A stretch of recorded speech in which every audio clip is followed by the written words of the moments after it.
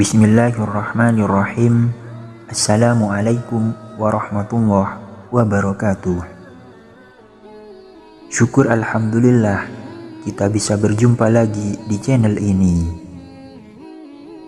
Sholawat dan salam selalu dan tetap tercurahkan kepada junjungan kita Nabi besar Muhammad sallallahu alaihi wasallam. Allahumma salli ala sayyidina Muhammad wa ala ali sayyidina Muhammad. Harapan dan doa saya semoga saudaraku semuanya selalu diberikan kesehatan, dilapangkan rezekinya, diampuni dosa-dosanya, dan dipanjangkan umurnya. Amin ya rabbal alamin. Sahabat beriman yang dirahmati Allah, setiap yang hidup pasti akan mengalami kematian. Salah satu tempat yang pasti akan menjadi tujuan terakhir saat manusia telah meninggal adalah kuburan. Di tempat tersebut, manusia akan mulai mempertanggungjawabkan setiap amal perbuatannya selama hidup di dunia. Tahukah kita, ternyata kuburan setiap harinya berseru meneriakkan peringatan kepada manusia tentang hal yang harus dipersiapkan sebelum masuk ke alam kubur. Apa peringatan yang diserukan kuburan itu? Dalam hadis yang tertulis dalam kitab Daqaiqu Al-Akbar, juga semakna dengan hadis dalam kitab Sunnah Al-Turmuzi, juz 4 halaman 639 disebutkan bahwa kuburan setiap harinya berseru meneriakkan 5 peringatan. Saya ini adalah tempat kesendirian. Oleh karena itu, maka engkau carilah teman yang akan menemanimu nantinya, yaitu bacaan Al-Quran. Saya adalah tempat yang sangat gelap, maka terangilah saya dengan sholat malam. Saya ini adalah tempat yang dipenuhi oleh tanah. Dikelilingi oleh tanah, maka bawalah alas tidurmu, yakni amal soleh. Saya ini adalah sarangnya ular-ular. Oleh karena itu, maka bawalah racun ular-ular tersebut dari muka bumi, yaitu bacaan Bismillahirrahmanirrahim. Saya adalah tempatnya malaikat mungkar dan nakir bertanya, maka perbanyaklah membaca La ilaha illallah Muhammadur Rasulullah, agar engkau bisa menjawab pertanyaan malaikat mungkar dan nakir tersebut. Hadis riwayat Turmuzi. Yang pertama, carilah teman yang akan menemanimu di alam kubur. Alam kubur adalah tempat yang sunyi dan sepi. Tak ada seorang pun dari sanak saudara yang masih hidup yang mau menemani. Bagi orang-orang yang gemar membaca Al-Quran sewaktu hidupnya di dunia, Al-Quran akan menemaninya di alam kubur sampai ia dimasukkan ke dalam surga. Dalam suatu riwayat yang diceritakan oleh Al-Bazar dalam kitab La'ali Masnunah menjelaskan bahwa jika seseorang meninggal dunia, ketika orang-orang sibuk dengan kain kafan dan melakukan segala persiapan untuk penguburannya di rumah, tiba-tiba datang seorang yang sangat tampan berdiri di kepala mayat. Ketika kain kafan mulai dipakaikan, ia berada di antara dada dan kain kafan. Setelah dikuburkan dan orang-orang mulai meninggalkannya, maka datang 2 malaikat, yakni malaikat mungkar dan nakir, untuk menanyakan amal perbuatan si mayit semasa hidup di dunia. Kedua malaikat tersebut berusaha memisahkan orang tampan tersebut dari si mayat agar memudahkan proses ditanya jawab tersebut. Tetapi si tampan berkata, "Ia adalah sahabat qoribku. Dalam keadaan bagaimanapun, aku tidak akan meninggalkannya. Jika kalian ditugaskan untuk bertanya kepadanya, lakukanlah pekerjaan kalian. Aku tidak akan berpisah dari orang ini, sehingga ia dimasukkan ke dalam surga." Kemudian si tampan itu berkata kepada si mayit, "Aku adalah Al-Quran yang terkadang kamu membaca dengan suara yang keras, dan terkadang kamu baca dengan suara yang perlahan.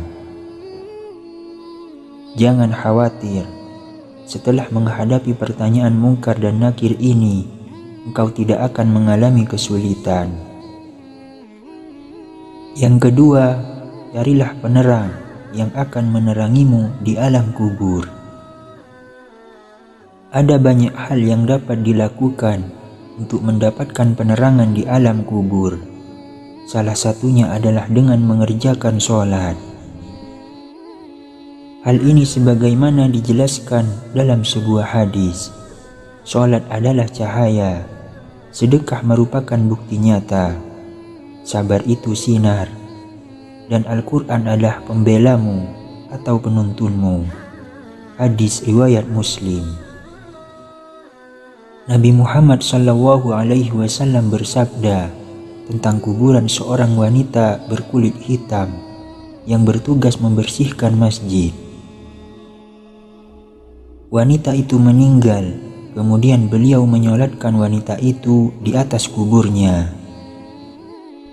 Setelah usai, beliau berkata, "Sungguh kuburan-kuburan ini penuh dengan kegelapan atas penghuninya, dan sungguh Allah Azza wa Jalla akan meneranginya untuk mereka dengan sholatku di atas mereka." Hadis riwayat Muslim. Yang ketiga, carilah alas tidur untuk alasmu di alam kubur. Amal soleh dan kebaikan-kebaikan yang dilakukan selama hidup di dunia nantinya akan menjadi alas tidur bagi mayit di alam kubur. Salah satu amal soleh itu adalah membaca Al-Quran. Selain akan menjadi teman di alam kubur, Al-Quran akan memberikan alas tidur bagi si mayit kelak di alam kubur. Hal ini sebagaimana disampaikan oleh Al-Bazar dalam kitab La'ali Masnunah. Ia menjelaskan bahwa kelak Al-Quran akan menghamparkan tempat tidur dan permadani sutra yang penuh dengan kasturi dari Mala'il A'la. Yang keempat, bawalah racun dari bumi untuk membunuh ular di alam kubur. Bagi orang-orang yang beriman, racun untuk membunuh ular di alam kubur itu adalah bacaan Bismillahirrahmanirrahim. Dengan membaca ini, berarti seseorang telah menghambakan diri sepenuhnya kepada Allah. Ular penyiksa di alam kubur itu bernama ular tinin. Kepedihan siksaannya sebagaimana dijelaskan dalam sebuah hadis.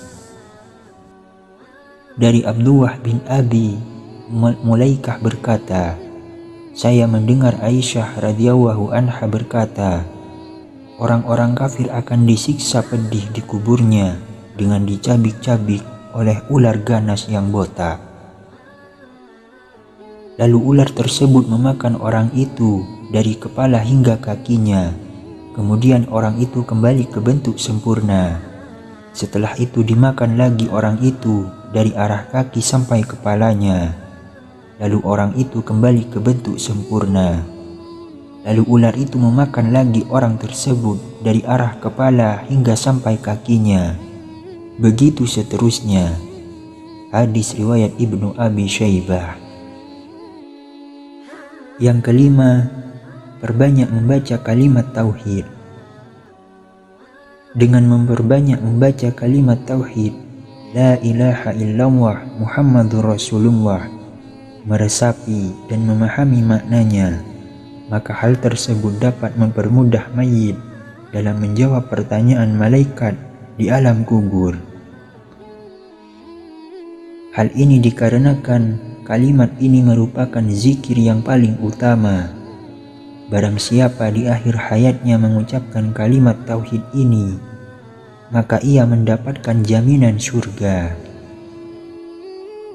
Hal ini sebagaimana dijelaskan dalam sebuah hadis dari Jabir bin Abdullah. Dia berkata, "Aku mendengar Rasulullah SAW bersabda, zikir yang paling utama adalah La ilaha illallah, dan doa yang paling utama adalah Alhamdulillah." Hadis riwayat Tirmizi. Dalam riwayat lain yang dijelaskan, barang siapa yang akhir perkataannya sebelum meninggal dunia adalah La ilaha illallah, maka dia akan masuk surga. Hadis riwayat Abu Daud. Sahabat beriman yang dirahmati Allah, demikianlah 5 peringatan yang diteriakkan oleh kuburan kepada manusia setiap harinya.